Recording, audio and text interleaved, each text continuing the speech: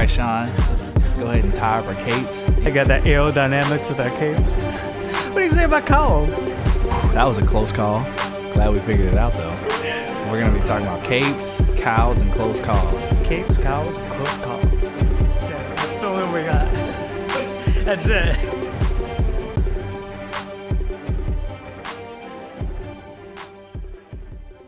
Hey, everybody. Welcome to another episode of Capes, Cows, and Close Calls. My name is Nick. With me always is my co-host, Sean, the Irishman King. What's up, everybody? What's going on, man? How's it going, man? I had to start up high and bring it down because I feel like this is going to be a real... I felt like I had to go down. Now I'm going to have to go up. Maybe. This is going to be a real somber episode, Sean. Yeah. This is going to be... Yeah. This is going to be one... Now, across the board. Yeah. It's going to be a tough one. It's going to be a tough one, but hey, we're going to do it. You know why? Because that's dedication, baby. That's persistence. That's commitment. That's a bunch of other synonyms that go with that. Here we are. I don't know. But we're back at it again. In a remote studio? A remote one? Oh. Look at this. We're in your apartment, I said earlier, and I'll say it again. This is the best remote studio situation we've had. I don't know, man. When we were at your job that one time, that one was pretty solid. It was. I think it was pretty solid. It took us forever to start because I couldn't stop working. I mean, yeah, I guess that part of it kind of sucked. We had Pac-Man in the background. Pac-Man. What did Pac-Man have to do with the podcast, Nick? I don't know. It was colorful. Thing. It was colorful, though. You know, I'm all about the sleekness, the simpleness. I mean, I guess it goes with what we're talking about today. It is dark, somber. It's black. Wow, this is a real sad episode, isn't it? Trying to keep the energy up. Yeah, we're gonna keep the energy up. We keep the spirits up. We're gonna power through this, man. We're gonna power through this, and I'm tired too. I had a long day at work, so yeah. I mean, it's early for us, though. Yeah, that's true. It is early for us, but yet. it feels late as shit. It's the time change. It's the time change. It's the fact that it gets dark at like 4:30. It's cold outside. Yeah. It's just that time of year. November started too much. We had too much nice weather in the beginning. We did, and then it switched too dramatically. It did. It was a sharp shift. Yeah, that slow shift, not a sharp shift. It was like nope. Oh, it literally went from like 65 to 70 one day to like 30 the next, and I was like, what the? Like you went from t-shirt to like winter coat in a day, a span of a day, and then they were like, hey, guess what? Snow's here. Let's go. Yep. Now we're getting snow. So yeah, man. Yeah. Good stuff. Right, let's pull the Band-Aid. Let's get right to it, man. I'm start, like seriously, I've been bummed out. Yeah, me too, man. Tragic this whole time. Tragic news. Do you want to announce this tragic news? Yep. Batman himself.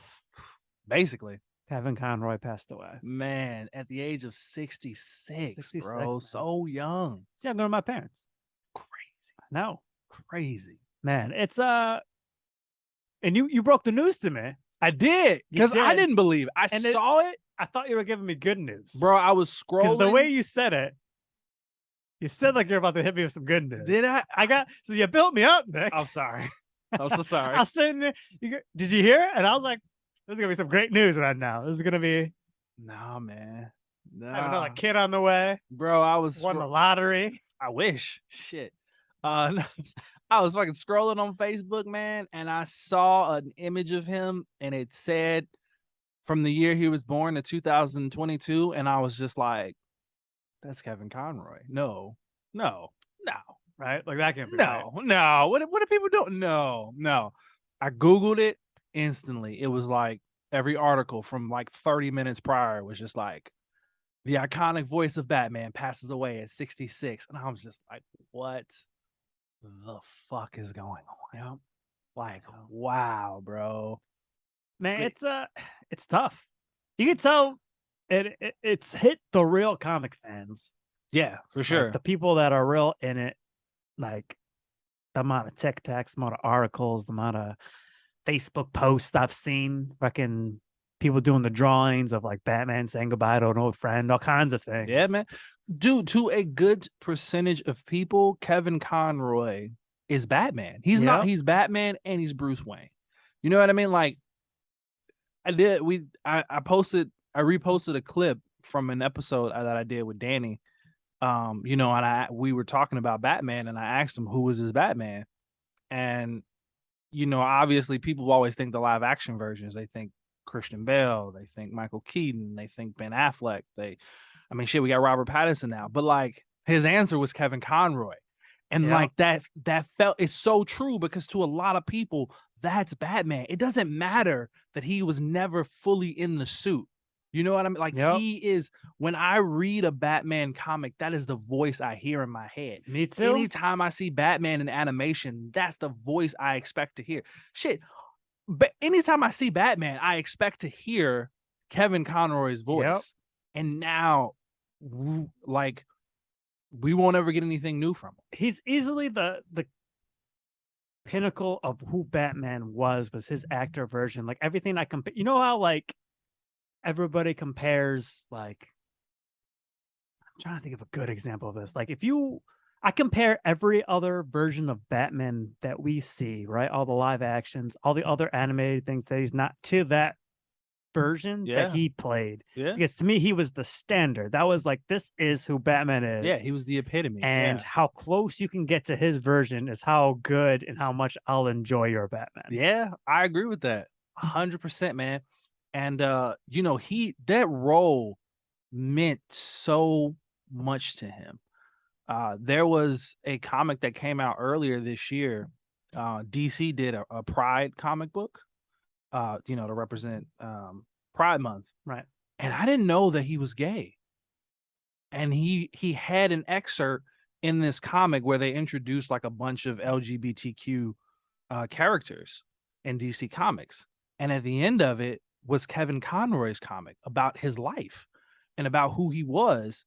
And he was gay and he was an actor. He started off in theater. I know he started in theater. Yeah. And then he transitioned. His father was an alcoholic. His brother was schizophrenic. Like he saw his dad die from a self-inflicted knife wound because he was drunk. And they found him bleeding out in the forest reserve. Jeez. Like, so when he was invited to audition for Batman, he channeled all of this, all of the things he had been through in his own life into this character. When they told him that he was going to be, they wanted him to voice a character that, you know, wore a mask and had this dual identity, and like his confidence came from when he was behind the mask, but when he had the mask off, he was vulnerable and he put on this fake confidence, but he was really going through the agony of like losing his parents and things like that. And he tells the story of how he was sitting in this room as they were explaining it to him, and he was channeling all the things that he had been through, the dual identity of like keeping his sexuality hidden because he knew that during that time gay actors weren't making it in Hollywood. He kept that part of his life private because he was afraid. And there was even a few accounts where he told like people legitimately calling him the F word and telling him he's not going to get a role because of his sexuality. So he was able to channel all of that when he was doing Bruce Wayne and Batman. And that's just like wow. That's remarkable. Like I had no idea that he had been through all that. You know what I mean? And it's just like that just added so much more to him and his commitment to this role. And there was even one time they were talking about how there was a Batman the Animated Series podcast or something like that, and they were having the voice actors come on, and then they had this little skit where they had like the voice actors like do commercials or something in a character's voice that like will relate to the character. You know what I mean? So they had like Nightwing selling Speedos or hair gel or some shit like that, right? And they obviously wanted Kevin Conroy to do it. And he said no. And not like in an arrogant, like I'm too good for that kind of way, but he was just like, you know, this character, the character of Batman means so much to people that like I feel like even doing something like that would not only, you know, break the illusion, but disappoint people. Like it's not true to who he is as a character. He refused to do that because he was that committed to like staying true. It's just like, did you hear crazy. his 9/11 story? No. So a week after 9/11, he was like volunteering, trying to help people, and he was working at someplace giving out meals, right? And he's in the background, and one of the other helpers was an architect, and he's like, "Oh, what do you do?" "I'm an architect." And he asks the question back. He goes, "I'm a voice actor." And the guy's like, "I knew it. You're Batman." Yeah. And he runs out of the kitchen, the architect does, and goes, "Guys, guys, guys, Batman's here." And like generally excited, not like in a like joking way, like actually excited. And some guy in the back hears yell, "Bullshit. Prove it." Mm. So from the back, everybody just hears the famous "I am vengeance." I'm not gonna try to do it. Yeah. I am not I am the night, I am Batman. Yeah. And he's like, "Holy shit, that is Batman." And he was saying that was like the first time that he had been there in that week that everybody just burst out laughing, and like the atmosphere just got like a little bit better because after like this horrible tragedy, like Right. how everybody was just so excited, like, "Oh my God, Batman's here." And the architect goes back to him. He's like, "Dude, how's it feel to be basically Santa Claus to all these people? Like that's what you were Yeah, man. to all these full-on adults right now." Grown ass. I mean, we're grown ass men, you know, and Yeah. like it was even a bit before art. Like there are people significant, you know, they got 20 years on us who to them this is Batman. Like Yeah. it's crazy, man. There and I've in this in the span of his passing, I've heard so many stories about him, and I've heard all these different, you know, antidotes like that one, just about him and people's experiences with him, and it's just Did you hear crazy. the Kevin Smith one? This is the last one I'll talk. 'Cause there are a No, lot. but That one I'm was so sure I'm sure it hit Kevin Smith very hard. Like, Oh, because definitely. I know it was, yeah, it was. I know it was. He meant a lot to him. Like, Yeah. So Kevin Smith was telling a story about how, like, much like all of us, like watching that Batman cartoon is like what really helped push him into comics and everything. And he was saying that eventually when he started his own podcast, he obviously wanted to like have him on, and he did. And at the end of that podcast, he goes, "Hey man, can you do me a favor? Can you, in your Batman voice, just tell me to stick with this, that you're doing great, like keep chasing what you want and you're going to achieve it." And so in his Batman voice, he says all these like outrageously nice things to him, like, and he was saying that like every cell phone he's had since then, he's transferred that over, and whenever he's like having like a hard time like leaving himself, he just plays that, and like fucking Batman's telling me, "Okay, I'm on the path." Like, you know what I mean? I need that. I I know. need Like, that. I shit. want the clip. Yeah. My God. Oh, yeah, man. This is what I was really thinking about, man. Like, I actually was trying to think of an actor's passing if it's hit me as hard, and I don't know that it has. And I think there's like this part, like I think I've talked to you about this before, but never on air. I was like, I wish almost like I was into sports the level that I am into comic books. I got 2 points, and I remember I want to go back to the whole point. Remind me here, but kind of along those lines. But with sports, like if I was a huge Tom Brady fan, I can meet Tom Brady. Like that can happen. You can't meet Batman, right? Like I'll never be able to, because he's not real. He's a fictional character that I enjoy his stories tremendously, but I'll never be able to meet him, right? Right. But the closest I would ever be able to get is the actor, right? Like people get pumped as fuck to meet Robert Downey Jr. because it's Iron Man, right? Chris Evans because it's Captain America.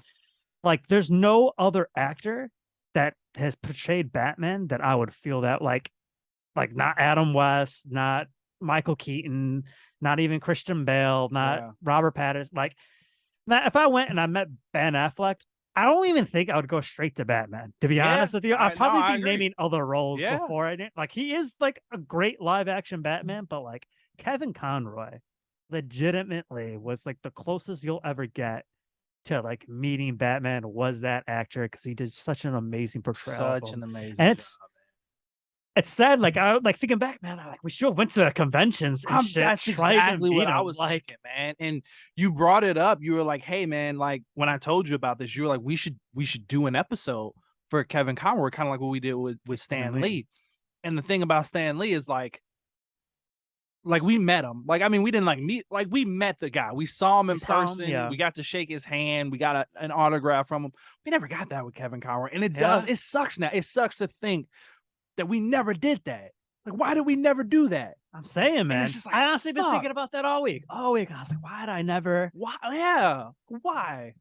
It's unbelievable. Yeah. So the other point I man. wanted to make too, and if we end up doing more of a dedication episode, I'll go more into this. But to me, the Batman the Animated Series is a huge reason as to why this podcast happened.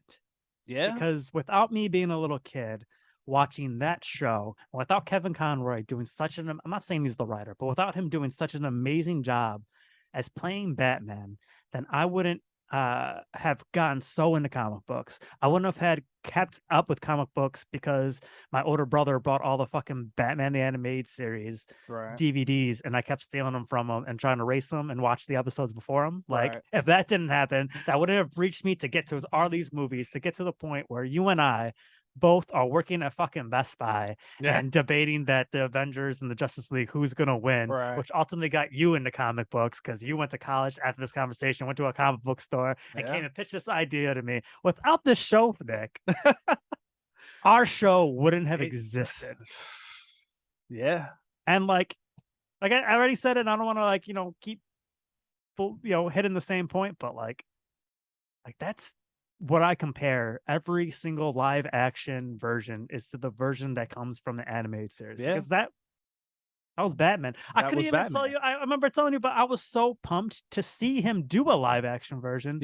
In Crisis, because I was like, "This is so awesome!" Like, I wish that they had gone more for like he was the animated version because they did more like Kingdom Come. Batman, but like still to see him play a live action. No, man.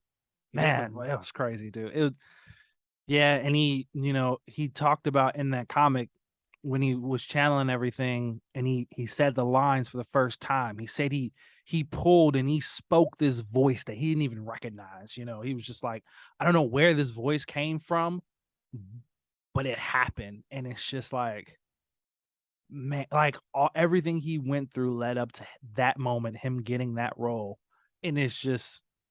Dude, man, like rest in peace to that man, dude. Like I feel like I mean, we crazy. keep saying the animated series, but he also did the Arkham games. Yeah, he did the Arkham games. And think about the amount of work he put in for that. Like video game, like that's hundreds of hours, bro. Like, I know with the animated series, like you go in, you have a script, you do an episode, right? But like with the video game, there's so many like little moments, right? Like you can walk up to a thug and have a conversation, and you can, you know what I mean? Like it's not it's episodic to an extent, but there's also like so many little like, hey, can you just say this one line? Can you just do this one line?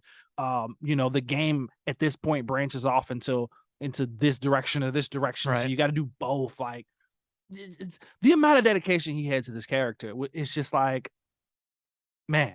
Even like the silly things in the game where like he's talking to Alfred, but it's just really helping you course correct the thing that you're doing wrong. Like, oh man, I'm trying to think. I'm not gonna be able to name everything he's done, but I know he did Public Enemies, the animated movie. He did the Killing Joke. Yeah. I know there's more, but like tons of things, man. He's just Batman the animated series, Justice League Unlimited, Justice League Action, Batman Beyond, like all of it. Obviously, all the Batman animated series movies, which is Massive Phantasm, Sub-Zero, Return of the Joker, right? Return of the Joker. There's the Batwoman one. I'm blanking on the name. It might be Batman and Batwoman, some along those lines. Yeah, but there was a couple in that universe that had taken place. There was the Batman Harley Quinn one. Yeah, true. So I mean, he's done a lot for the character, and he's done a lot for the people who love the character, man. So yeah, it's rough. It's rough, man. Yeah. But I mean, and the unfortunate thing is that this is a good segue into the movie we're talking about today. Like, I really dark of you, but okay. Oh my gosh, right? Yeah, it's but we're talking about Black Panther, Wakanda Forever. Yep. I know that the movie was already planned, right? But what we got is a direct result of a passing of another legend. Yep. Chadwick Boseman, and it's just like, fuck, man. But yeah, I mean, give your initial thoughts. Loved it, hated it. So I've only seen it once, which is unusual because I feel like a lot of times when we do these movie reviews, I've seen the movie at least twice. but I've only seen this once. And you know what? To be honest with you, I don't know if this is a movie I necessarily want to go see again because it's tough. Like it's a lot. It's an emotional roller coaster. It really is, and it's a lot to sit through. And you know, of initially walking out of it, like I just felt like I really had to gather my thoughts. I didn't know what exactly to think of it. So I had a little bit of time. I saw it about a week ago now. Overall, I thought it was a great movie. I really liked it. I thought it was a great movie. I think that Ryan Coogler and the cast had a unbelievable task ahead of them, right? To make this movie without their star, to write a script that not only worked, but like that not only encompassed what happened in real life, but to bring it into that world and then to make it work. Like they had a lot to live up to. And I think they did a really good job. This movie, like, it is a great exploration of just like loss and grief and anger. And a lot of these actors really stepped up. They really stepped up to the plate and brought their best performances and did a really great job. But I'd be lying. But I'd be I lying can't believe you're saying but right if now. I said that it didn't feel like something from this movie was missing. And what was missing was Chadwick Boseman. Oh yeah. Like it's hard to go through this entire film and not think, what would this have been if he was here, right? Like they show little clips of him here and there, and like you really get a sense of like, damn, this dude was like, he was a fucking star, man. Like he brought so much charisma to this role, and he was just so perfectly cast for it that it's just like, damn, like I can't believe he's gone. Like man, but I think yeah, I think you're nailing it, right? But I almost went with like the fact that they had to do this movie without their star, like, and what they actually, I mean, that seems like an impossible task. it does. Yeah. And what Michael Coogler and everybody did with this movie, I need to stop hitting the desk. That audio is going to come through. Came through this. What they did with this movie, I mean, I literally credits rolled, and my first thought was, bravo. Yeah. I wanted a slow clap. You know what I mean? Like I was so unbelievably amazed with how well this movie was done, how much it like got us to feel the grief and the emotion through it. I mean, the use of like just killing the audio at certain points and just making it unbelievably quiet, and also experiencing the quietness of everybody in the theater. True. I was like, oh my God. Yeah, when they did the little Marvel roll thing, when they show the logo in the beginning and they show like it was all clips of him, which I expected. I was like, I knew they were gonna do this, right? But yeah, the fact that it was just completely silent. It was almost like it was our moment of silence for him. Right. Like like without them saying it, it's like, here's the moment of silence like we're giving for Chadwick Boseman. Like this is it. Pay attention. You know what I mean? Like everybody like soak it in, like take it in. I mean, I think so, like that mixed with coming off of Thor, which was our last Marvel movie, and anything in this movie is shit. And the movie before that being Multiverse of Madness, which I mean, I think I liked it a little bit more than you liked it, but it's definitely not in like my top performing Marvel movies. Yeah. Right. I mean, what else did we get this year? Black Widow, also not that great. We got Eternals in this phase. Eternals, which I did enjoy. Shang-Chi, which I did enjoy, also, but like also in this phase.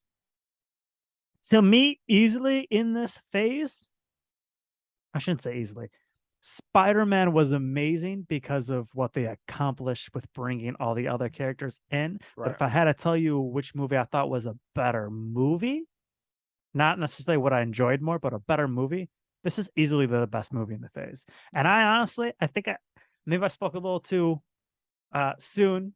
Maybe I should have processed my emotions. I told you offline this might be in my top 5. I don't know that it is still in my top 5. I get that. It's damn close. I get that. And I was going to say, because I've heard a lot of people saying like, oh, this is easily the best movie in this phase. I think that's doing a disservice to this movie because saying it's the best movie in this phase, that's not a high bar. You know what I Right. mean? Like, again, like looking back on it, I thought Thor was dog shit. I thought Multiverse of Madness was not great. Spider-Man Far From Home, good movie, but it is a lot of nostalgia and hype to it, right? That really helped make that experience. Right. The experience of that movie was better than the movie itself, I would say. And then Shang-Chi, nice entry to the MCU, good film, right? Something different, but it's not this. Like, it's like Wakanda Forever does deserve to be in the upper echelon of Marvel films. Like, not just, oh, it's the best for phase 4. Like, no, it's up there with some of the best Marvel movies, period, I think. You know what I mean? Yeah. So yeah. But anyway, so I guess let's start diving into this. Have you I know you're on TikTok as much as I'm on TikTok, right? Right. We both follow Soups, which is one of the bigger comic booky Yep. TikTokers, right?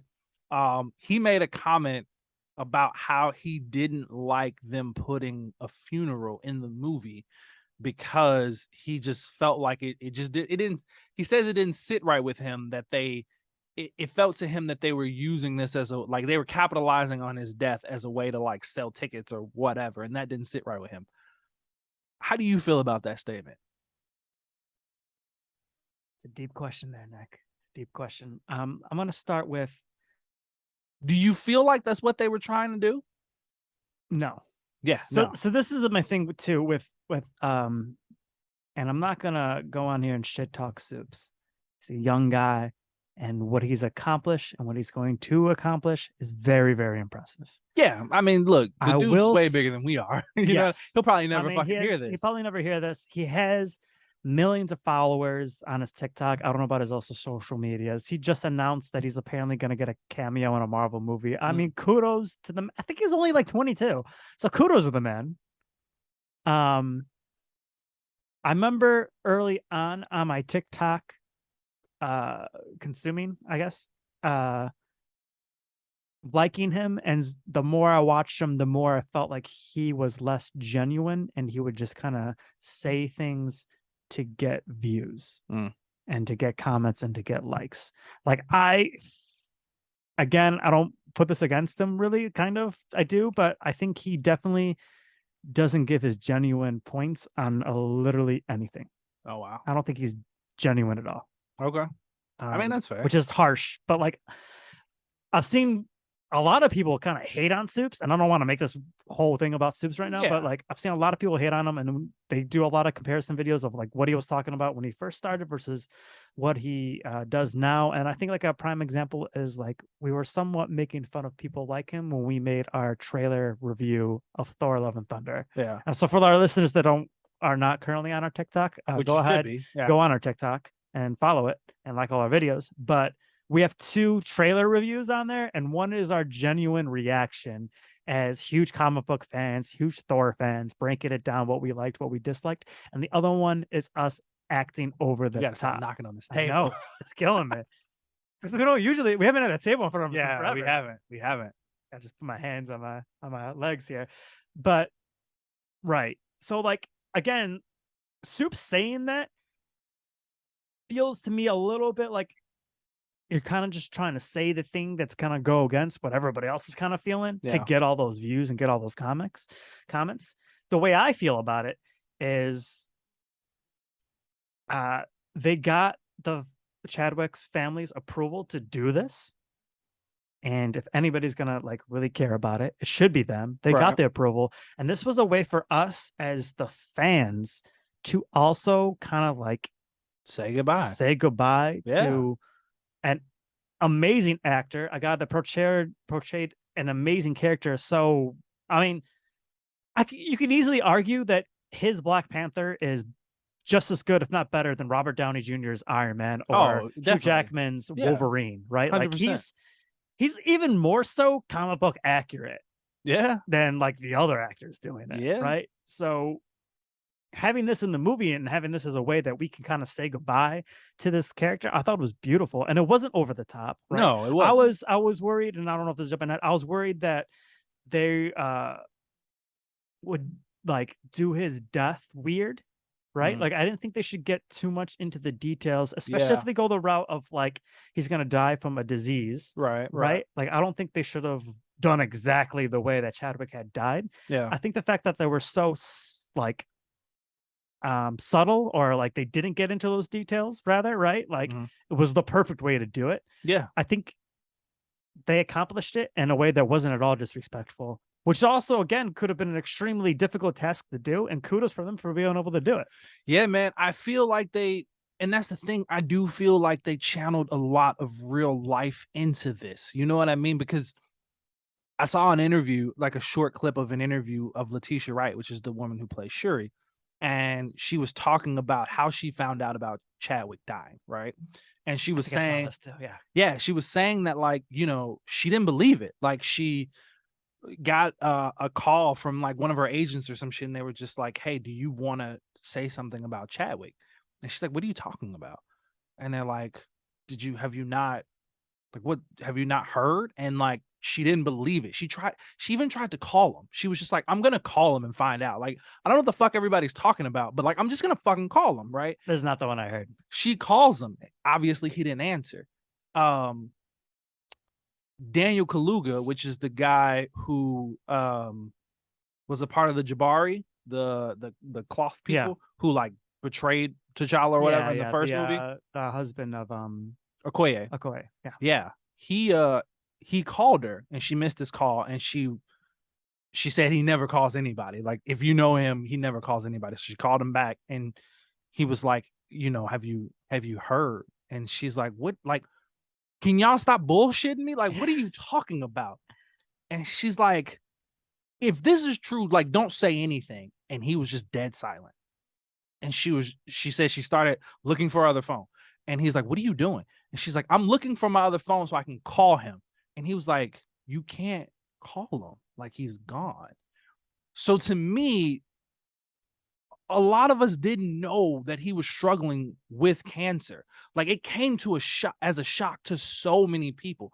Even Ryan Coogler said, like, he didn't really know. Like, nobody knew that he was sick. So for them to also address that in this film, it makes me wonder, like the writers at Marvel, or like Ryan Coogler, the actors, all of, like, putting this together, like, it's impeccable, man. Because she legitimately was just like, if she was angry, she was sad, because she's like, if he just would have fucking told me that something was wrong, I could have done more. Shuri in the movie was just like, if he would have fucking told me, I could have done something. And it's like, obviously in real life, like, there was probably nothing we could have done, but like, the movie did a good job of also representing, like, that grief. There's nothing we could have done. Like, everything was done. And like, maybe he didn't share it with everybody because in the movie he didn't tell her, right? And in real life he didn't tell people, and that's okay. Like, it was his business. It was his choice to share or not to share. Like, maybe he didn't want people to be sad for him. Maybe he didn't want people to grieve for him. Like, maybe he just didn't want these things, and like, the writing of that first scene of just like her just trying to figure it out, just desperately, like, I need to figure this out, and it not working, just her failing. She's like, I'm one of the smartest fucking people on this planet, and I couldn't save my own brother. Like, this is insane. And then them going from that into the funeral, it's just like, that was them letting us deal with it. Like, the people, like, I get it, like, actors die, and like, a lot of the times 90% of us never met these people, we don't know them personally, but like, the thing about it is they can mean something to us even without us never having meeting them, right? And for the people he meant something to, like, this was their moment to like handle that shit too. Like, fuck, like, why? Nobody knew. Nobody was able to follow the story. Nobody was able to root for him or cheer for him or send them positive words. It was just like, it just happened. Like, it was just like, what the fuck? So it was. But what the interview I heard, it was her talking about it too, is like, also when it happened, it was prime COVID. And so everybody was self-isolated during it, and like didn't get to experience like the funeral. And like, so like, this was like another way of them kind of getting that again. Is all of them being back together again. Everybody was in the same boat because everybody couldn't They had to be by themselves when they got the news. Yeah. They couldn't like do what you do in traditional kind of funerals, so they kind of got that later within this movie. Yeah, it's crazy. How long have we been talking for? 34 minutes. Oh, okay. That's not as bad as I thought. I was like, man, I felt like we're an hour in and we haven't even really started talking about the fun, man? No, I am. We haven't even really gotten to the movie yet, and I was just doing worried. good, man. We're doing good. I'm like, is this gonna be a fucking 3-hour long episode? Because it's just so. I mean, no, else it still could be. Yeah, no, it definitely could be. But anyway, so all right, so let's keep going. Getting more into Shuri and Letitia Wright. God damn it, did she step up for this movie, man? Bro, her performance was it was great, dog. It was great. And I loved her story. I love that it wasn't just like she was sad, but she was angry. Like she was dealing with the stages of grief. Like she was mad. She was mad at herself. She was mad at the world for taking her brother away from her. And her story, like a lot of things come full circle in this movie, I think. And like there is a point where her story does mimic T'Challa's story in Civil War of seeing his dad die. You know what I mean? Right. Like this idea of revenge and like going through grief and revenge consuming you. Like he says that in the movie. He's like, vengeance is consuming us. It's consuming all of them. Like we gotta stop. We have to stop. Which I'm gonna bring up again later on because I don't want to like just skip too crazy ahead. But yeah, man. So yeah, I think everybody stepped up. So Shuri, I think, was great. Okoye was great. Queen Ramonda, man, bro, the scene where she's just like, I lost everything. Chills, bro. Fucking chills. I was like, this lady is giving it fucking acting. Bro, she was giving it her all. I'm like, let's go. M'Baku, great. Every scene he was in, I think he stole the scene. I love that character now. It's good. He brought some humorous moments to it. Yeah, he's not though. He's really not. A little bit. But it's okay. I like the change that they gave him. Yeah. He brought some humor to it. Bro, the scene where he walks in and he's just gnawing on a carrot. Which, first of all, is a throwback to in the first movie. He says they're vegetarians, right? So he's just eating a carrot, and then he's like, "You bald-headed demon!" And I lost it. I heard apparently he improvised that line. Did he? Yeah. Oh, that makes it even fucking better. Somebody, you bald-headed demon. So I wish we would have saw more of him, honestly. Because like I said, I feel like in every scene he was in, like he stole it. He stole the show. Let's see some of the other performances. Nikita, she was good. You know, it made me realize, like, man, they should have more of her. Like, because we saw a bit in the first movie. She wasn't in anything after the first Black Panther, right? She didn't pop up in Civil War or Infinity War. In fact, we don't even know. I mean, not Infinity War or Endgame.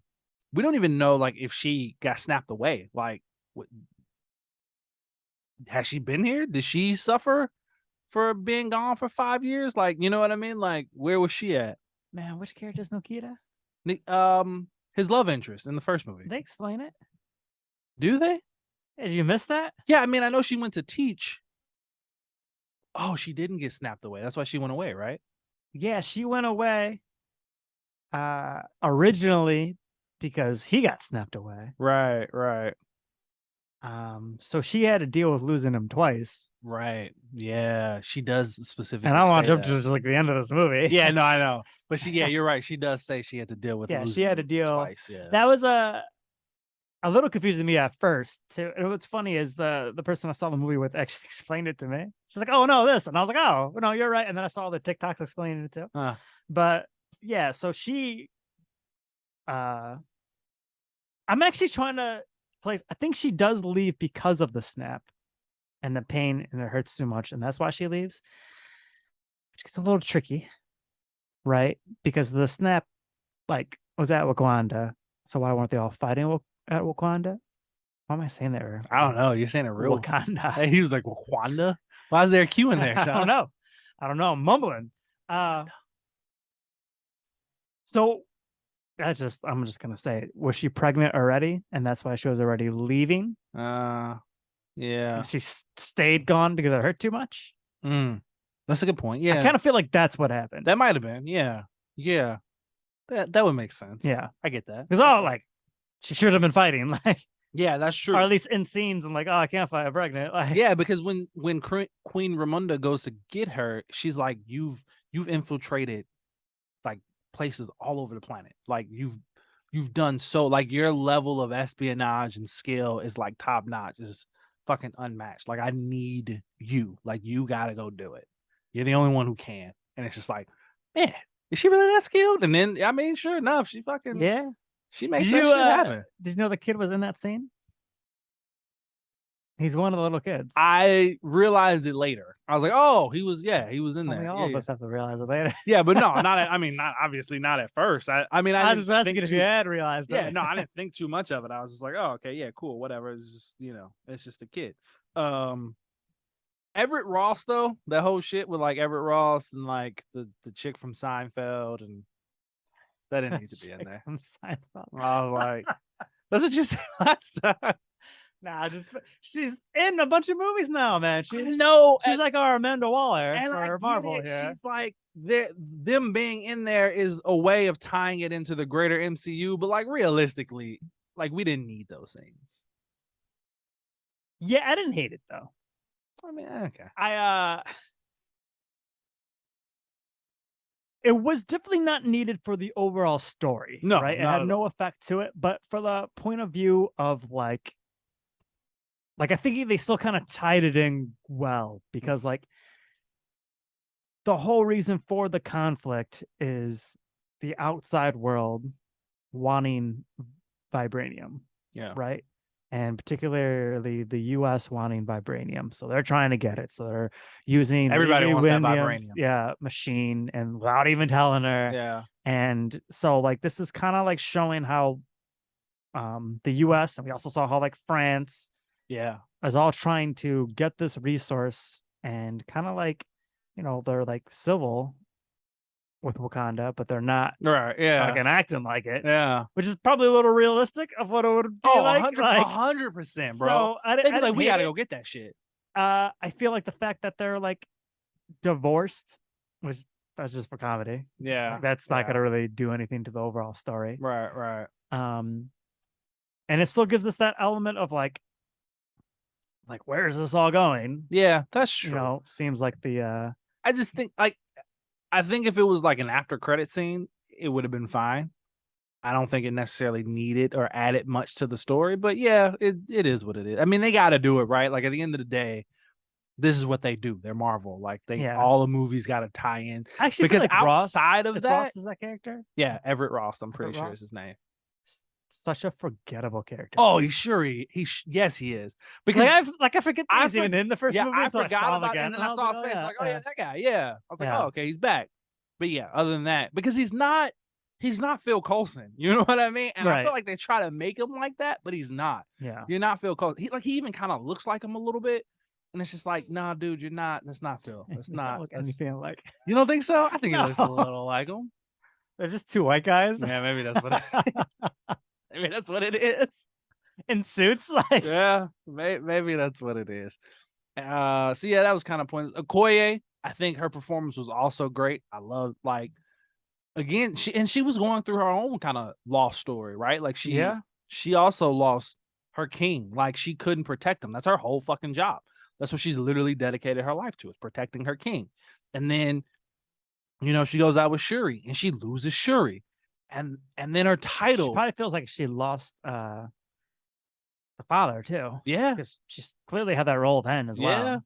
And then she loses her title as general and like leader of the Dora Milaje, and she has to fucking deal with that. Scene was fucking on point. Yeah, it was good. Like it was like, damn, like you felt the pain. Yeah, because here's this warrior woman, right? This who's like been basically raised to like not show pain, to just be like a true, like her whole thing was like, if I'm gonna like, let me go die. Like, don't strip my title. I would rather die on the battlefield doing what I'm supposed to be doing than you strip my title away. Like that is more painful to her than dying protecting her king, her queen. I remember thinking to myself, like It's very Game of Thrones, as you know, I've been binge watching. Of Right, like, right. yeah, we're gonna get rid of your role now.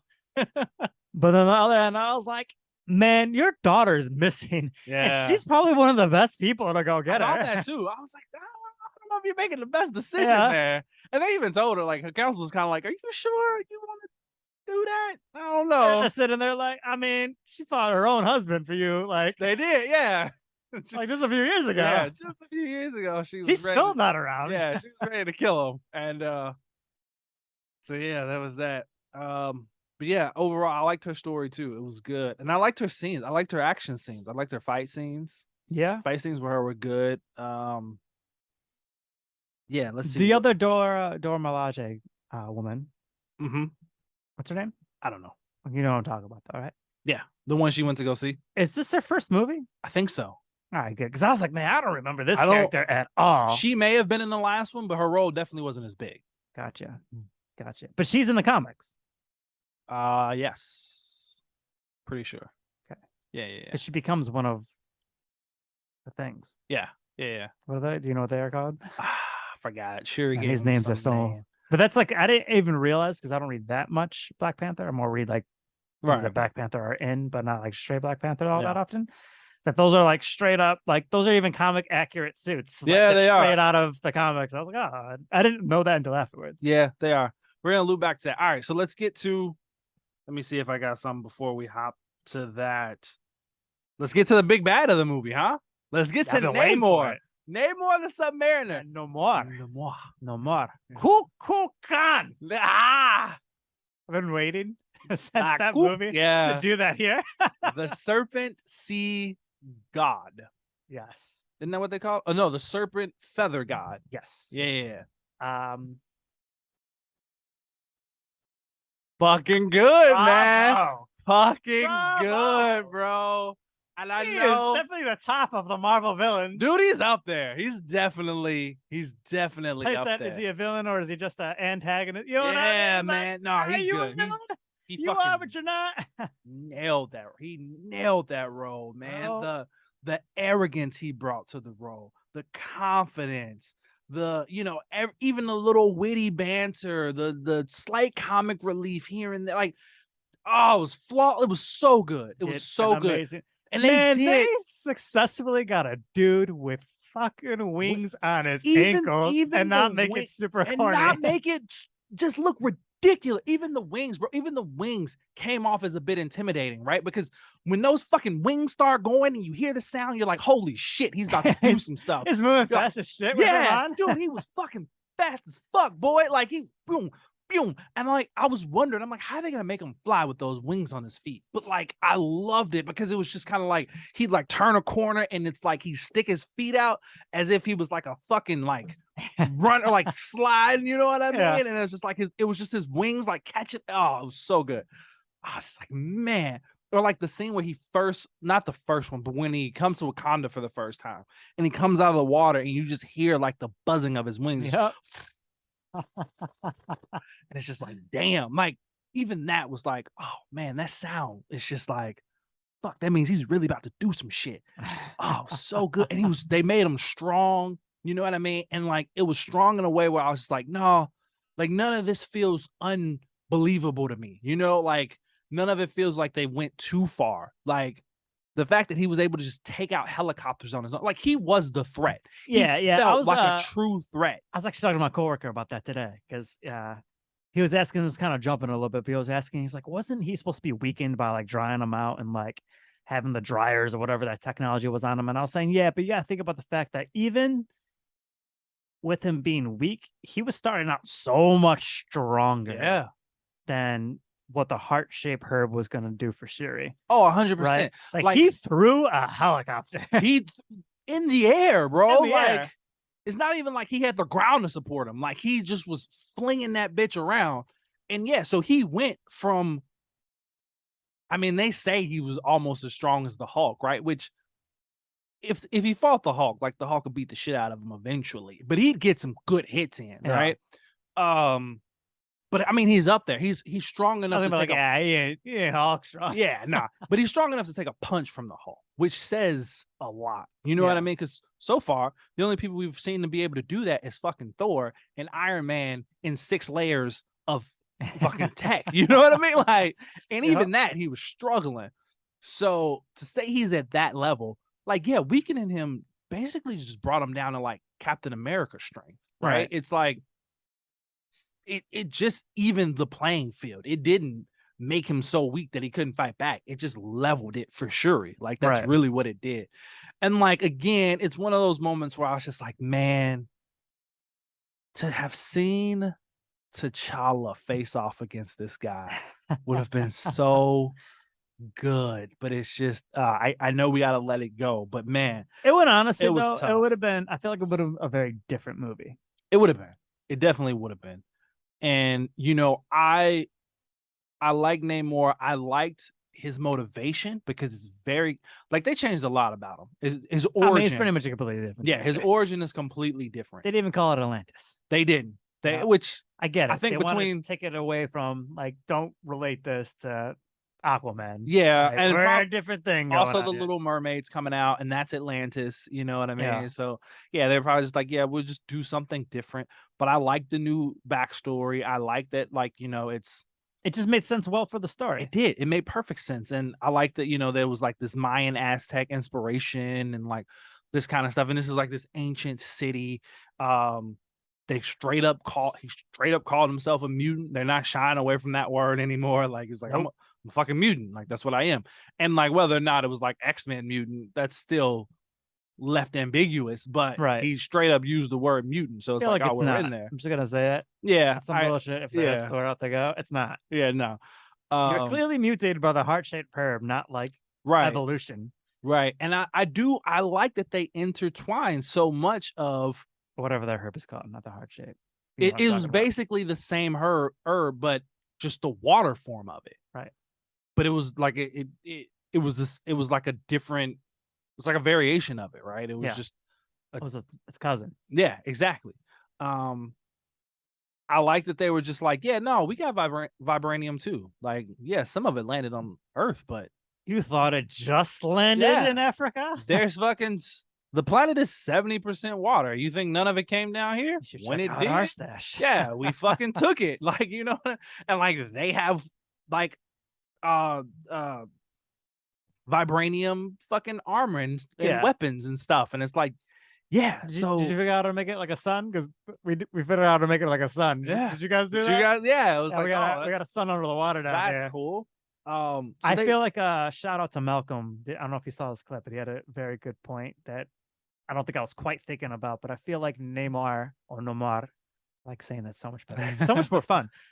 Was more like traditional Black Panther, which I thought was very cool for this movie. Yeah, I did. I did hear him say that, and that's what I was. That's actually what I was gonna start to get at, and that's what I was saying. Continue. Yeah, like it. Obviously, Shuri's story had to take a different route because of the movie, but I think if we did get T'Challa in this, it would have been more of like a king versus king kind of situation where it's like you're doing like Namor in the comics and Black Panther in the comics, their inspirations and their motivations for the things they do are very similar. They share a lot of the same ideology, which is my nation comes above anything else.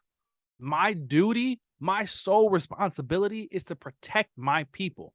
And if it comes down to my people or the rest of the fucking world, 10 times out of 10, I'm choosing my people and I'm protecting my people. And that was his whole thought process. Because, like, yeah, I've heard some people complain that, like, the whole Riri Williams plot and her character seemed kind of shoehorned in. And, did he really have to just kill this one girl? He wasn't taking any fucking chances. Like, that was the point. He's not taking any chances. His nation has gone undiscovered for hundreds of years. So here's my question. You think he's gonna fucking take it? Don't matter how small it is. And the thing is, he's probably taken out people before. We just didn't know it, right? I'm sure there's been submarines that have popped up. Anybody that goes by that cave, they kind of have been saying that. He's probably like, nah, he's probably killing all of them. That one lady was talking about. Yeah, you go by that cave, you're pretty much gonna die. Yeah, like it's done because he's not taking a chance. Right. He's not doing that. This is my question. All right. That machine, Mm-hmm. was it? Because I don't think I connected. If this is what it is, I didn't connect this. Was it about to find the city? Or was it just finding vibranium? It was just finding See, vibranium. that's what I thought. But I think Which is the why idea. I don't like the motivation as much. I think it would have been way better if it was about to find the vibranium in the city. Well, here's the thing. I think the The idea. ocean's big, man. The ocean is big, but I think the idea is that that machine would eventually have led to the city because it would have been the largest source of vibranium under the water. How big the ocean is? I know how big it is, but they were able to find that little piece. So now you're talking about there's an entire city Listen, the that's man sitting on. He made a sun out of it, Sean. man We was just talked born about it. in the 1500s. Right. It's been so many years. Not one little machine. You can't make a fucking vibranium finding blocking machine. Well, also, again, I mean, if you're looking little radar blocker. if you're looking at the You are a timeline of it, technologically advanced city, and you can't block the machine that an 18-year-old girl's making. Come on, man. They probably could, but you know, again, the idea is I'm like just saying. I get it. Like, part of me gets it. The other part of me is like, you're gonna kill every human person. It's a little dramatic, man. I don't know. It's a little I much. bought it. Every one of them. You don't have to kill everyone. Maybe just America, He- right? But that's the To thing. kill them all. To him, they're all the fucking same. They're all the same, right? Because America's trying to get the vibranium. The French are trying to get the vibranium. Everybody on the planet wants vibranium. All I'm saying is, And then none of them are gonna stop. probably leave Ireland alone. No, that's The not Irish are not looking for the vibranium. to him. Believe me, Nick, when I tell you that the Oh, Irish, yeah. they're not, man. They're not. They're just drinking their Guinness. To They're him, just chilling in the pub. there's two people. There's his people, and then there's everybody else. And to him, everybody else is in the same fucking category. So if one of them threatened him, like it's just it. That's just it. Which again, it's not far from how he is in the comics. He's the same way. He's just like, I don't give a fuck about you surface dwellers. I don't care. As long as my people are protected, we good. So if I gotta flood this entire fucking planet, I will do that. Seems a little dramatic. It is a little dramatic. A little bit of overkill. He's a dramatic person. He's a What? dramatic character. That's what I like about him. He was good though. I was gonna say that's my only gripe with the movie. I mean, I think if I got they a had couple more literally gripes just with the movie. changed it to like they're about to find the city, okay. But When that's you're about to find the city, you gotta kill everybody. I mean, everybody, he didn't Nick. want to kill everybody. He just wanted Listen. her. The Eternals didn't stop everybody from dying just for Neymar to do it. We didn't bring half of civilization back just for Neymar to be like, you know what? Let me flood everybody. You know, I am actually surprised that they didn't mention more of that. Yeah, they didn't mention the Eternals or Thanos because they None didn't of mention it. both. None of it. They didn't mention any of But it. it's kind of like an ongoing joke to me now that nobody's mentioned the Eternals. Yeah. Yeah, I get that. Fun fact, did you know that the actor who they cast, so he told the story as Namor, he told the story of how he got cast, right? So he's big in Mexico and like I as a heard. Spanish actor, but he hasn't had his big break in the States yet. So he said he was in Louisiana, he was filming a movie, and Ryan Coogler called him like on a Zoom call or whatever. And he said he was talking to him and they were talking about they're kind of talking about like the inspirations of the movie, like the spirituality of the movie and like shamans and all this kind of stuff, right? And then he said the Zoom chat froze for like 5 minutes and he was just waiting. And then it came back and Ryan Coogler was like, yeah, so what do you think? You in? And he was like, yeah, no, I'm in. Let's do it. And they're like, he had no idea what he agreed to. And then Ryan Coogler was like, so do you know how to swim? And he's like, I never drowned before. It's like, cool. And then he said the producer called him of Black Panther. And he asked him the same thing. He's like, so you know how to swim, right? He's like, I never drowned before. They're like, okay, cool. And he said eventually his agent came to him and was like, hey man, like seriously though, do you know how to swim? He's like, I never drowned before. He's like, no. Like, I need you to answer because the it's such question. an on it, like obviously Yeah. you're still alive, so we know that you haven't Right. drowned. He's like, I need you to really answer the question. Like, do you know how to swim? He's like, nah, I don't. He's like, why the fuck didn't you say that? Like, what do you make? Like, this whole, like, half the film is gonna be shot underwater. What are you doing? So yeah, I thought that was funny. He was on, I think he was on like Jimmy Kimmel when he told that story or something like that. But it was hilarious. Also, did you see the clip of him dancing with Lupita Nyong'o on I've seen a stage? couple. Because she was born in Mexico. No, I didn't know that. Yeah, so they kind of they share that. She speaks Spanish and everything, so that's pretty cool. Yeah. No, that's another thing that they did really well in this movie is they got like a whole another kind of culture and just have the two like and mainly cast people that are in that culture. Yeah, Right. Like no, they did Latin based. they did a great job with that, and like I know it meant a lot to the Hispanic community. Yeah, to see that, and I mean, look, it. I've heard a lot of people say it felt like how it felt for Black people when we got Black Panther. Yeah. And it was just like, no, here, and which is an awesome thing for them to do. Yeah, no, man, they accomplished it twice. Yeah, they did. Fucking knocked it out of the park. Ryan Coogler's over there killing it, man. Yeah. Now let's get into a couple things that I didn't love about the movie. Yeah, I think that say like grind your gears or something. Like nah, that? I wouldn't fun, say. Like, I wouldn't say that. My list of why this movie's stupid kind of thing. What was the name of my list before? I don't know. Sean's stupid moments. Something Yes, like Nick's stupid moments. Let's hear them. Hit me with all. I don't have anything that's stupid. Just a couple things where I was like, yeah, we could have. One, a lot of this movie is dark. Like there's so many night scenes between the night scenes and then the underwater scenes. You mean actually dark. Yeah, like actually dark.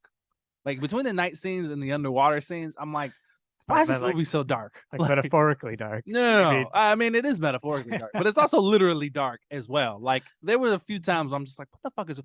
And then there were a few moments that were taken, I feel like got taken away from because it was a dark scene. Like when we first see Riri Williams, right? And she puts on like her Mark I suit, right? And she flies off.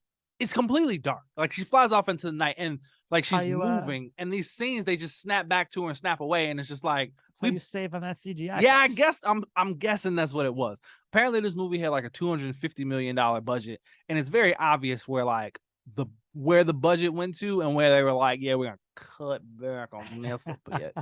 I'd imagine all the water shit probably cost a lot of money. Yeah, just they did a lot of whole water city stuff. Underwater. Yeah. Did you see the amount of whales in this movie? Yeah, they weren't training them. That's true. CGI whales. There were a lot of whales in this movie. I didn't love the underwater city. I feel like it was a bit underwhelming. It Did wasn't you want it to look like Atlantis. Kinda, yeah. That's not what they were going for, man. No, it wasn't. They weren't. I thought we would see a little bit more cool technology. Yeah, me too. I also thought we'd see a little more talking. We eventually got talking at the end, but I thought like we'd see characters talking to Sherry when she's like in the suit instead of everybody just kind of like doing their little thing.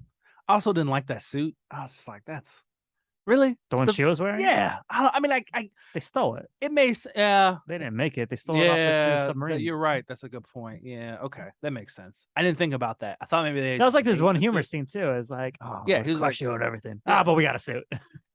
You gotta get you a suit. Yeah. But yeah, I was like, nah. I don't really love that. And yeah, the underwater city was just a little underwhelming. It didn't feel as like grand and well established as like Wakanda did. You know what I mean? Because like Wakanda is like beautiful. And even like it was great in the first movie. We got even more of it in this movie. It was just like it just feels like a truly just like magical place to be. Right. And his city just didn't feel the same. So that was a little kind of disappointing. I don't know if I felt that way, but okay. What did you think of the special effects overall? Like the CGI, all the special effects and stuff? Pretty good. Pretty solid. I got no complaints. Yeah. Yeah. I don't know if I need the slow motion jumping out of the water scenes. Okay. Yeah, there were a couple slow-mo scenes slow it down. that I didn't expect. Yeah. What did you think of the blue people? The blue people. That was fine. Yeah. I thought it was interesting how like when they were underwater, they were regular color. And then when they came out of the water, they turned blue. Did you notice that? No. Yeah. Did not notice. Like when you go to the city, they're all like regular human color. I thought that was just both. But when they come out of the water, they're blue. And maybe, I don't know. I think it has something to do with like the way their blood oxidizes or some shit when they're like out of the water. But definitely didn't catch that. Yeah. A lot of the people are like regular colored. And then they turn blue when they come out. So are we saying that all of them are mutants except for the very first generation? I don't know. See, because like it was really like he's a mutant of his people. You know what I mean? Not necessarily like he's a mutant. I don't know. It's weird All of a sudden, because he's they're different. mutates. He's different from the rest of them. Like he's stronger. He has the wings on his feet, But I on his kind of gathered ankles. because he was the only one that was like half human. No, that was born, but like his mom was already pregnant and took the herb, or like everybody else wasn't pregnant when they took the herb. They took the herb, mutated, and then had children. Right. Oh, maybe. That's not important. Yeah. Did you like the water bombs? Those are cool. Yeah. When the first invasion of Wakanda, where he came in, they were just like, I like how it was like they just slowly flooded it. You know what I mean? They were just like, we're just gonna keep raising these water levels and just like basically slowly flood this city. And it was just like, wow. And it's crazy because like when we go and we see the city and he like threatens them and he's like, I'll take Wakanda out. Like, trust me, like I can do it. Don't worry about it. Like I have almost a limitless army. And like you look around and you're like, do you though? Do you really? Because I feel like there's not that many people down here. But I mean, he sure enough shows up with some folks. Yeah. And like again, the thing is, I think it was he's so threatening on his own. Yeah, there was enough daunting that he go like, how did you even get in here? And he's like, yeah. He's like pretty much like, it wasn't even difficult. Yeah. I mean, and that's the we don't have vibranium, and then this whole suit. Yeah. everything he's wearing. Everything right I'm now. wearing is vibranium. Not only that, but hey, I can go underwater. Like I can go in the like there's your shield. Like how deep does the shield go? You know what I mean? Like they have that force field around Wakanda, but like how far does it go? Because even in Infinity War, we see that they just dig under the shield. Right. Like it hits the ground and then that's it. So it's like, yeah, I'm sure it's not reaching the depths of the ocean. Like, so he just swam under that bitch and came out. Like, but that's the thing. He's one of the only people who can do that because he can breathe underwater. But yeah, I think the first invasion of Wakanda also again did a really good job of just showing them like how threatening he is, how menacing he is, like how powerful he is. And I did not expect them to kill her. I did not see that coming. I expected one more person to die. Did you? I thought that was gonna be. I didn't think they'd kill another person. I was actually between it being her and it being man, why am I blanking? I've already said her name multiple times on this. The Kingsguard lady that got fired. Okoye. Yeah. I thought her or Okoye were gonna die in this movie. Did you? I didn't think either one of them. I mean, he technically didn't kill her. She sacrificed herself to save Riri Williams. That's true. I mean, I guess she did kind of just drown on her own. Yeah. But I mean, he kind of drowned her too. She chose not to save her. She would have lived. Yeah. I just wasn't expecting it. I was like, really? She's dead? That's crazy. But that added so much more to this movie too. Yeah, definitely. Like I was already like felt almost like emotional of like, oh my gosh, she lost her brother, right? Yeah. Like, and I was like, fuck. Man, she lost her mom. Yeah. Like, and that's what sent her. Like a year. Yeah, that's what sent her on that path of revenge, right? And that's what I was mentioning earlier. Like her story, that part of it at least mirrors T'Challa's story in Civil War, right? The avenging of his parent. Like he was going after Bucky because he was trying to kill him, and then when he found out it wasn't Bucky, it was Zemo. Like he was trying to kill him. And Shuri was the same way. She was just like, I'm killing this dude. I want him dead. Like I'm done with him. Like I went very much for like we have to stop him to like no. I just she wasn't even like we need to stop. She was like we should befriend him. We should hear him out. We should like just understand his ways. Until she heard that like he was gonna drown the whole road if they don't. Yeah, and even that, she was trying to peacefully do it, right? She was like, I can't give you her. Like, I can't give you the girl. I'm sorry. It's just not going to happen. Like, I don't want to go to war with you, but like, I'm not going to give her up for you to kill her. It's just, I can't do it. I'll keep her in Wakanda. We can keep her there. She'll never leave. I'll make sure she never builds that machine again, but I'm not going to let you kill her. And he was just like, well, I'm not really giving you a choice. You either can give me the girl or I'm going to fucking destroy your city. So, I mean, she tries to go the peaceful route and then that happens. And then it was like, it was over. Here's another part of the movie that I didn't really care about that much for. The whole heart recreating the heart-shaped herb and then the weird like 3D printer that like prints it out. I was just kind of like, eh, It's not right out of the comic. no, I don't think so. Swear I heard that's right out of the comic. I feel like it's not. But I could be wrong. It could have happened. But I it mean, just according to a TikTok I watched, it was you just know how some accurate it those was can be. I guess Marvel is at that point now though where they're just like, yeah, it's look, we can pretty much do anything, call it science think or it was magic, and it'll work. Killmonger does it in the comic. I mean, maybe. I don't know. I could be wrong. Either way, it was weird. Should have watched that 40-minute Easter egg video. Nah, it's fine. Don't even worry about it. But yeah, it was just kind of very hand wavy of like, yeah, no, we're printing it out. Here it is. Also, did you know that was Trevor Noah's voice that voices her AI? Do you know who Trevor Noah is? Yeah. He does the Daily Show. Yeah. He's quitting the Daily Show. Is he? Yeah. I didn't know that. But yeah, I recognized. I was like, is that Trevor Noah's voice? And then sure enough, I looked it up and it was. I was like, no, he's pretty good. So I didn't love that part of it. I was just like, nah. But again, I feel like we're at a point in the Marvel universe where they're just like, anything we do, we just call it science or magic, and like, just, we don't have to explain it. You know, like it's Wakanda. Yeah, it is what it is, right? You're just gonna accept it. You're gonna move on, and we're just gonna do it. Did you expect Killmonger to come back in the way he did? I felt like he was gonna be in this movie, but I didn't see it going that way. I heard a fan theory before the movie of that, so I wasn't at all surprised when it did happen. Because in my head, I was like, she can't see Chadwick, obviously, right? And it wouldn't make sense that she would just see her parents. And I wanted them to do any type of CGI thing for Chadwick. Yeah, because a part of me was like, are they gonna do this? Because a part of me was holding out a little bit of hope of like maybe they got one more scene in before he died. You know, like maybe just one more scene in they got before he died. But no, it wasn't. No, I was like, damn it, man. So yeah, to be honest, in the very beginning of the movie, until she got that bracelet, I 100% thought that, like when she was saying like, oh, like technology is the way and this suit will give you like enhanced speed and endurance and strength, I thought she was just going to build that into a Black Panther suit. Yeah, me too. That was the route they were going to go. Yeah, me too. I wasn't expecting until like she got like, oh, she just got part of that herb and that bracelet. I was like, okay, she's going to make something now. Yeah. But up to that point, I was like, oh, she's just going to, technology is going to be her way. Yeah, that's what I thought. I definitely thought that too. But yeah, I didn't expect Killmonger to show up in that way. I liked it. I thought it was good. It surprised me. It added a lot more to the story. It definitely did. And you know, it was just like he's just there, like, you're a lot like me. Yeah, you're a lot like I love the fact that even in the afterlife, he hadn't learned. Like he was still very much so like, yeah, I'm right. Yeah, like, no, I'm here for a reason. Also, can you acknowledge how fucking nice that cardigan was he was wearing? That cardigan was nice as I was like, God damn, that's a nice cardigan. I bet it's expensive as fuck, but that's a nice fucking cardigan he's wearing. Just dope, man. Did you like Riri Williams in the movie?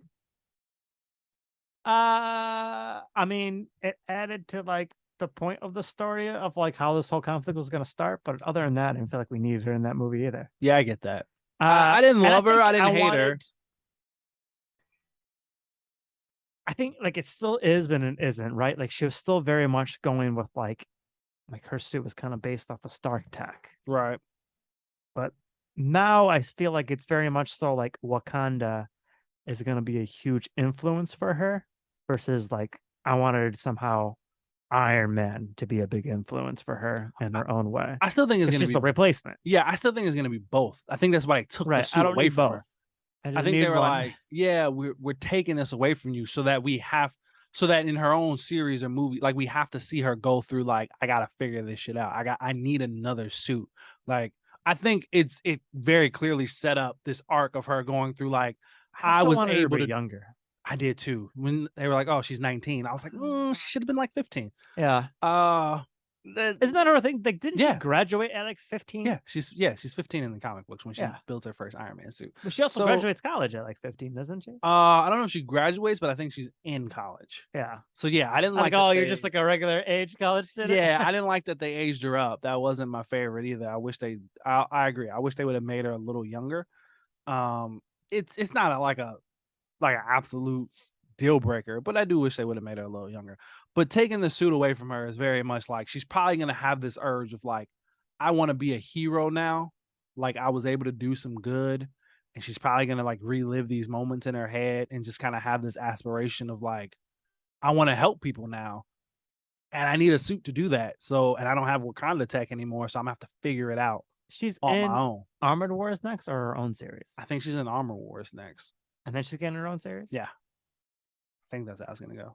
I wonder if she's gonna build a suit in Armored Wars. Probably. Did you like her suit in this one? I didn't really like it. That was fine. I didn't like how like puffy it was. Like it was just It looks like a regular Iron Man suit. it does. Right? I mean, kind of like yes, but it's like it's a little sleeker and like a bit more feminine. It still has like an Iron Man face, and yeah, and it has like a heart on it or whatever. And we didn't really get that. Like they showed her like chiseling out the heart, but then I didn't see it on the suit. So I was like, well, what was the point of that? But yeah, I didn't like that it had like the big boots and just yeah, I didn't love that look. I was just like, yeah, okay, sure. I think at that point, like I didn't care much about her character anymore. Yeah, I get that. I was very much sure, like, all right, see Sherry and no more. Yeah. Go at it. I'm also just kind of sick of the suits in general.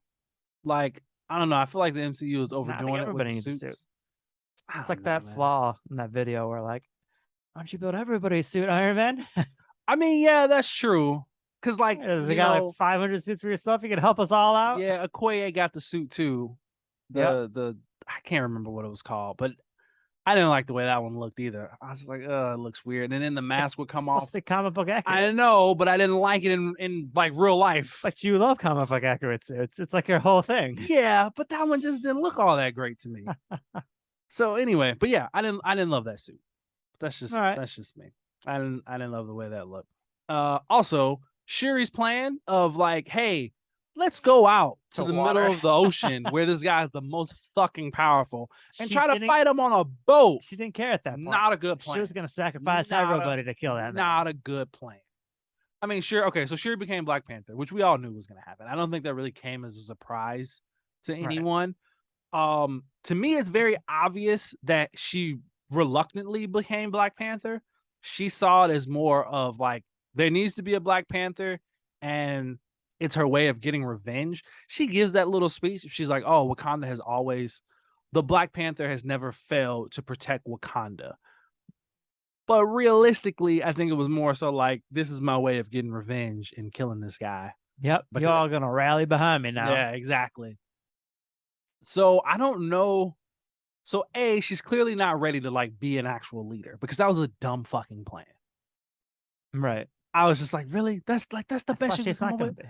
Yeah, I don't think she will. I don't even know if she's going to continue to even be Black Panther, but I'm sure she's not going to be the queen of Wakanda. I feel like they basically said that already. Did they? Yeah. When?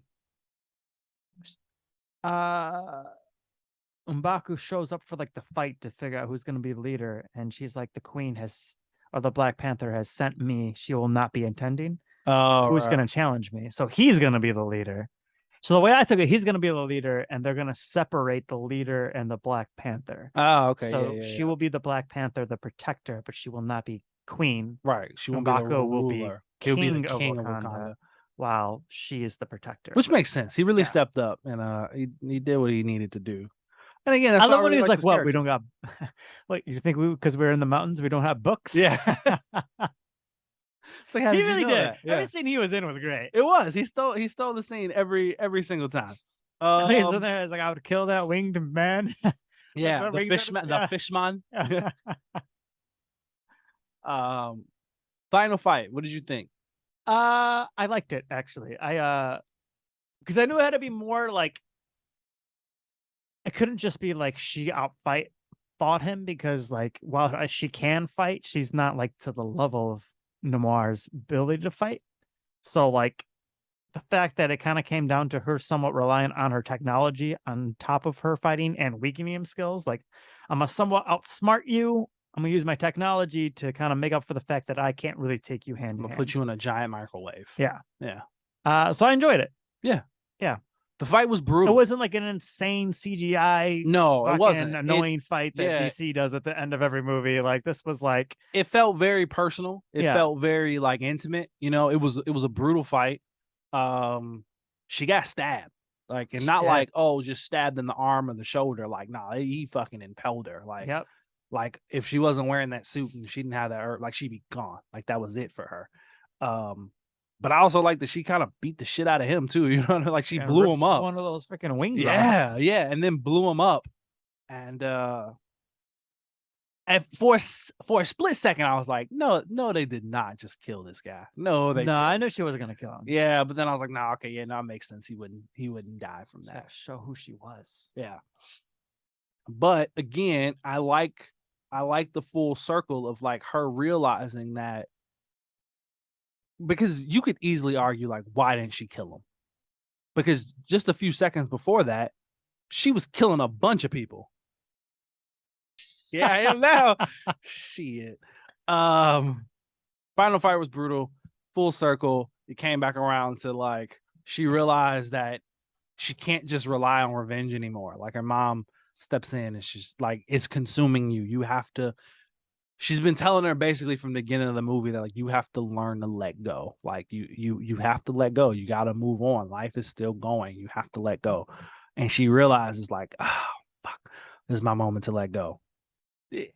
Was it again one of those scenes where it's like, realistically, you probably should have killed them, because you just killed a bunch of people who were working for him, and then you don't kill the actual guy. But I think M'Baku made the good point of like, killing him is just gonna make the war worse. The only way really to stop this is to try to choose peace. So you're right. You gotta yield. Yeah, he did say that, right? He even said like they don't call him king or ruler. They call him God. Yeah, they call him a god. He's a god to these people. He means so much to them. Yeah, that was a good line too. Yeah, he kills it, man. He really kills it. But yeah, overall, good ending fight. Man, she's small in that suit, huh? Yeah, she is small in that doesn't suit. matter. She's strong. She is strong, but she is small in that suit. That's all right. Yeah, I think that's it. After credit scene. After credit scene, man, I did not see that coming. Nor did I. I did not. Shocked. He has a son. Kind of liked it. They had to continue getting the kid in every Marvel project that we have from now until the basically end of eternity, apparently. Because to me, it felt like Marvel's way of being like, you're gonna like telling the audience like, you're gonna get another T'Challa. It just won't be Chadwick, but we're gonna do another T'Challa. This was their way of saying like, there's eventually there will be another T'Challa, because like realistically, when the third movie rolls around, we could skip forward fucking 20 years and this kid's like, I don't want them to do that. 27 and he's ready to be, because she specifically says heir to the throne. Like he's next in line. So like, yes, next should be him, but like if we go straight from Shuri to the next Black Panther being him, I'm gonna be disappointed. Shuri should be Black Panther longer than this. Yeah, I agree. But you know what? It was definitely that way of being like, we're gonna find it. What's that? In my opinion, this is the best female-led superhero movie to date. Oh yeah, I agree. Easily. Yeah, I agree with that. That's a good point. Blows Captain Marvel out of the water. Oh yeah. Black Widow. You know, I enjoyed Wonder Woman 1. Yeah, this is a better movie. It is a better movie. I know you didn't enjoy Wonder Woman 2 as much as I did, but still, this is easily the best female-led superhero movie to date. Yeah, good point, man. Good shit. Man, like multiple females. You know what I mean? Yeah. We didn't have a Steve Trevor, right, to Wonder Woman in this movie. You right, know what right. I mean? Yeah. Like it was like multiple women leading this, multiple women, people of color, leading this movie. This is unlike any other movie that we've ever had. And again, it's definitely towards the top of my Marvel movies for sure. This movie was fucking amazing. Yeah, they did something that seemed from the outside looking in impossible, and they made it work. They killed it. think that's all we need to say. Yep. Are we gonna rate it? Ah, Hard to rate. it is hard. Are we to going? rate, What did right? we decide last time? Was it 10 or 5? Didn't we decide that we're gonna do it to 10 or? I think we're doing 10 now. All right, I'm gonna give it. I think we always did We didn't. I promise you, we didn't. that. I'm gonna You stop say that looking- every I time, know. and every time I tell you you're wrong. Because 10 feels right. 5 wouldn't feel right. 5 is so That's much what I- harder. That's what I've been saying. No, I mean, I will. Okay, out of. we should do something different. Out of 7, No, stop it. I feel confused. Out of 7 vibranium whales, out of 7 whales, We're not doing 7. We're gonna do 10 like normal people. I'm gonna give it. I'll give it a 9 out of 10. It wasn't a perfect movie. I'm gonna give it an 8.5. 8.5. 8.5. 8.5. I struggle to give movies perfect ratings. Yeah. I think I've only done it for Logan. Yeah. Thing is, Nick, don't have any major complaints about this movie. All right, rate it how you feel, This man. might be like a America's Got Talent Golden Buzzard situation. You know what I mean? Okay. All right. It's hard to give it a 10 though. I think It I is. think I am. We got to come up with a better grading scale. We should rate movies based on if they're good movies and then an enjoyment scale.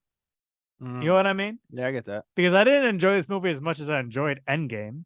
Right? I enjoy Endgame more than I enjoy Infinity War, but I think Infinity War is a better movie. Yeah. So in terms of a great movie, I'll go 9. Okay. Enjoyment, I'll probably go a little less. I get that. Just based on all the movies I enjoy. Like I think Spider-Man No Way Home is a good call in that way. Like I enjoy the fuck out of that movie. Yeah. It's not a great movie. Right. All right. All right, guys. We should have said it in the beginning, but if you don't like us, comment on our things, follow us. We're on TikTok. You can go on our Instagram, our Facebook. You can write us on Gmail, Twitter. Let us know what you thought about the movie. Let us know your thoughts and feelings about Kevin Conroy. You want to talk anything Batman, the animated series, Batman that he's done in the past, we'd love to hear about it. We'll talk about it on here. We might get a dedication episode, Batman the animated series episode coming in the near future. And then let us know what you thought of this movie. Did you love it? Did you hate it? Did you want more Namor? Did you want it to be shorter of a movie? Did you want more? What are your thoughts on the new T'Challa in the world? Did you see that coming? Let us know what you think. Yeah, as always, we appreciate everybody listening. Whoever's listening to this, we appreciate you listening. We appreciate you making it all the way to the end. This part right here is for you specifically. Thank you for listening. Thank you for listening all the way through. Tell a friend about us. Tell people. That's the best way to get our podcast out there. Is to get other people to listen. Tell your friends. Have those friends tell another friend. Again, make sure you like, comment, subscribe, whatever it is you need to do in the app that you're listening to us in. Like, just go ahead and do it and leave us a review. If you like us, drop a review wherever you can. Just drop a review because that'll help boost us up too. But again, at the end of the day, with all that aside, we appreciate you listening. Thanks for tuning in, guys, and we'll talk to you next time. Bye.